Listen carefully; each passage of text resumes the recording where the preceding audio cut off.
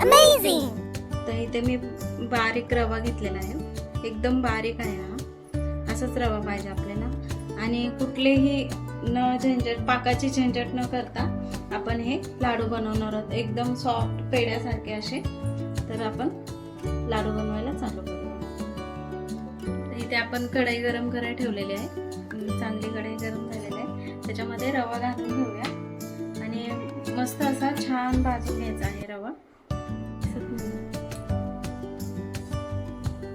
तर हा मी रवा पूर्ण टाकून घेणार आहे. अर्धा किलो, त्यामुळे आपल्या ह्या कढईत बसतो. जास्त असेल तर मोठी कढई लागते, म्हणजे व्यवस्थित वरती खालती करायला येतो. आणि ह्याला चांगला असा कलर लालसर कलर येईपर्यंत व्यवस्थित भाजून घ्यायचं आहे आपल्याला. ह्या असं सतत ह्याला खाली करपायला नाही पाहिजे, त्यामुळे सतत असं वरती खालती करून घ्यायचं आहे. हे बघा, असा रवा आपल्याला सतत ह्याला ढवळत भाजून घ्यायचा आहे. इथे गॅस माझा फास्ट आहे, तर फास्ट गॅसवरतीच ह्याला आपण थोडा वेळ भाजून घेऊया, थोडा कलर चेंज होईपर्यंत. छान असं भाजायचं आणि खूप छान होतात असे लाडू करून बघा. आणि बऱ्याच ताईंना प्रश्न असतो की रव्याचे लाडू म्हणले की पाक आला असतो, पाकाचं व्यवस्थित होत नाहीत कोणाकोणाचे. हे असे बिना पाकाचे नक्की करून बघा, खूप छान होतात. तर इथे बघा, आपल्या रव्याचा कलर चेंज व्हायला चालू झालेला आहे. छान असं आपल्याला असा लालसर होईपर्यंत व्यवस्थित भाजून घ्यायचा आहे. म्हणजे जेवढा रवा चांगला भाजणार तेवढे लाडू छान होतात, खमंग लागतात. आणि नारळ आपण घालणार आहोत. नारळ घातल्याने अगदी सॉफ्ट आणि एकदम सॉफ्ट होतात असे, आणि असे छान होतात लाडू नारळ घातल्यामुळे. तर आता बघा, इथे आपला रव्याचा कलर छान असा चेंज झालेला आहे. तर आपण अजून ह्याला असं 2 मिनटं ढवळत राहणार आहोत. आणि आता गॅस कमी करायचा आहे, फास्ट गॅस नाही ठेवायचा, आता बारीक करायचा. आणि ह्याला मस्त असं भाजून घ्यायचं आहे. आपण परत भाजणार आहोत. ह्याला काढून घेणार आहोत एका ताटामध्ये. नारळ भाजायचं आपल्याला याच्यामध्ये. रवा भाजला की आपण ह्याला एका ताटामध्ये काढून घेणार आहोत. बघा किती छान भाजलेला आहे आपला रवा. तर आता आपण ह्याला काढून घेऊया साईडला आणि नारळ भाजून घेऊया याच्यामध्ये. तर इथे मी त्याच कढईमध्ये आपण हा नारळ भाजून घेणार आहोत. तर नारळ का भाजायचं आहे, ह्याच्यामध्ये थोडंसं ओलसरपणा असतो. तो ओलसरपणा जाईपर्यंत आपल्याला भाजून घ्यायचा आहे व्यवस्थित. म्हणजे लाडू कसे राहतात, हे जास्त दिवस राहत नाही, तरी पण 8-15 दिवस तरी राहतात हे नारळाचे लाडू.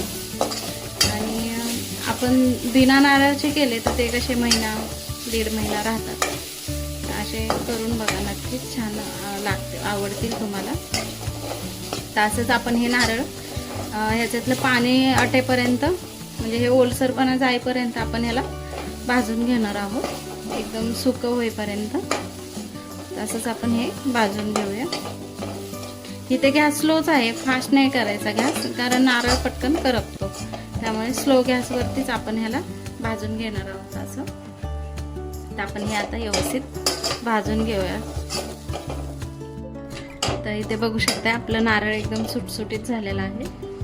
असं होईपर्यंत आपल्याला ह्याला भाजायचं आहे. जास्त लाल करायचं नाही, ह्याला पांढराच रंग राहायला पाहिजे नारळाचा, कलर चेंज होता कामा नये. ते बघा सुटसुटीत झालेला आहे आपलं हे नारळ.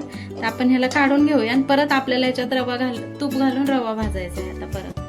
तर हे आपण नारळ काढून घेऊया. तर आपण नारळ काढून घेतलेला आहे, त्याच्यामध्ये रवा घालून घेऊया आता हा कढईमध्ये. आणि ह्याला आता आपल्याला तूप घालून भाजायचं आहे व्यवस्थित. तर आपण आता ह्याला असंच थोडं थोडं तूप घालून ह्याला भाजून घेऊया आता चांगलं.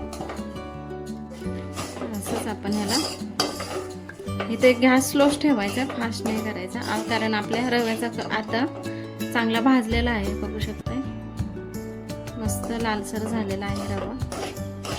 आता आपल्याला ह्याच्यामध्ये थोडं थोडं तूप घालून याला व्यवस्थित भाजून घ्यायचं आहे.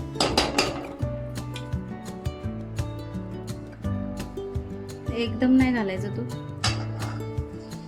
थोड्या थोड्या वेळाने त्याला भाजून असं घालून भाजायचं आहे तूप.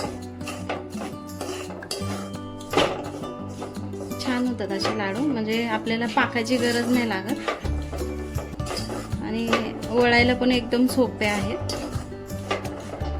तर असे हे बघू शकते, किती छान कलर आलेला आहे आपल्या रव्याला.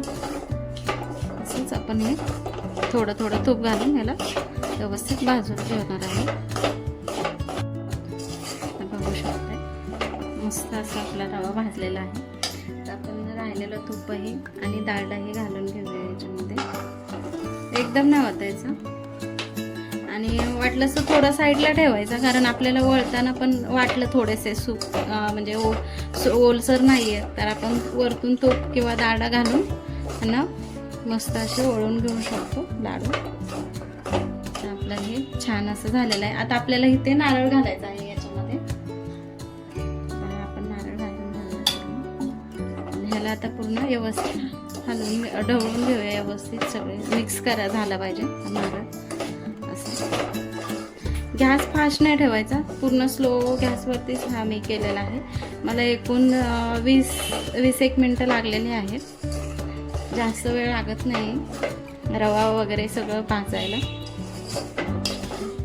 मस्त असं आपल्याला आपलं हे मिश्रण मिक्स झालेलं आहे. आपल्याला हे नारळ घातलं की अगदी 1 मिनिट असं आपल्याला हे मिक्स करून घ्यायचं आहे बारीक गॅसवरती आणि व्यवस्थित असं भाजून घ्यायचं. किती छान झालं आपलं हे रव्याचं मिक्सर. तर आपण ह्याच्यामध्ये आता साखर घालणार आहोत. तर ही मी साखर घेतलेली आहे बारीक करून, ते घालून घेऊया याच्यामध्ये. आपण साखर घालून घेऊया याच्यामध्ये आणि याला चांगलं मिक्स करून घेऊया.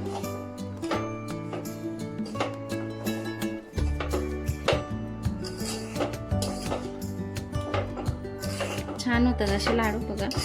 आणि याचे ना पूर्ण मिक्स झाले पाहिजे ह्याच्यामध्ये, साखर गाठी नाही झाल्या माझ्या. सतत ह्याला असं मिक्स करून घ्यायचं. अगदी सोपे आहेत करायला, पाकाचे टेन्शन नाही, पटकन होतात असे.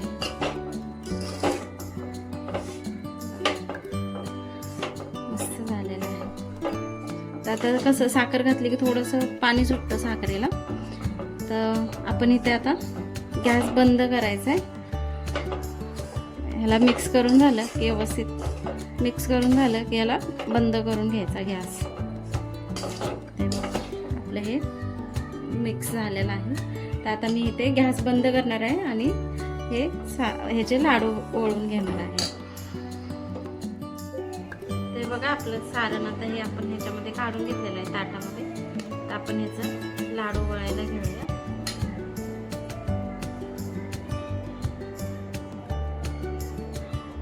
पाहिजे तेवढे लहान मोठे करू शकता आणि एकदम हलक्या हाताने करायचे. याला जास्त असं जोर नाही लावायचा. छान होतात असे लाडू, बिना पाकाचे आहे, म्हणजे न पाक करता आपण हे बनवलेले आहे. असे लाडू बनवायचे. आपण मला दाखवते पण दुसरं. हे गरम थोडंसं सोमक असतानाच हे करायचे, गार झाल्यावरती नाही, कारण गार झाल्यावरती पटकन बांधल्या जात नाहीत लाडू. म्हणून थोडेसे असे गरम असतानाच आपण करून घ्यायचे.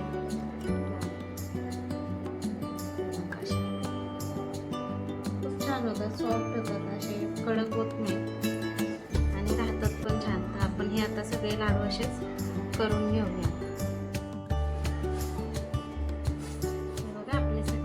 लाडू करून घेतलेले आहेत. आता हे राहिलेले करून छान होतं, मस्त आणि जास्त वेळ नाही लागत.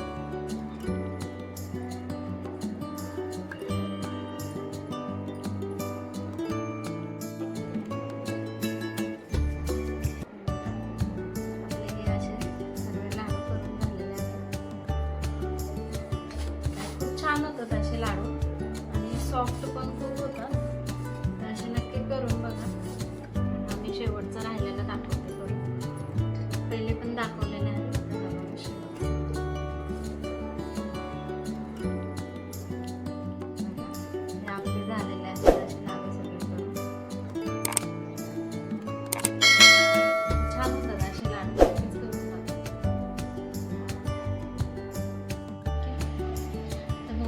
आपले लाडू किती छान झालेले आहेत. तर सॉफ्ट पण आहेत हे खूप. तर असे नक्कीच करून बघा. मी तुम्हाला फोडून दाखवते.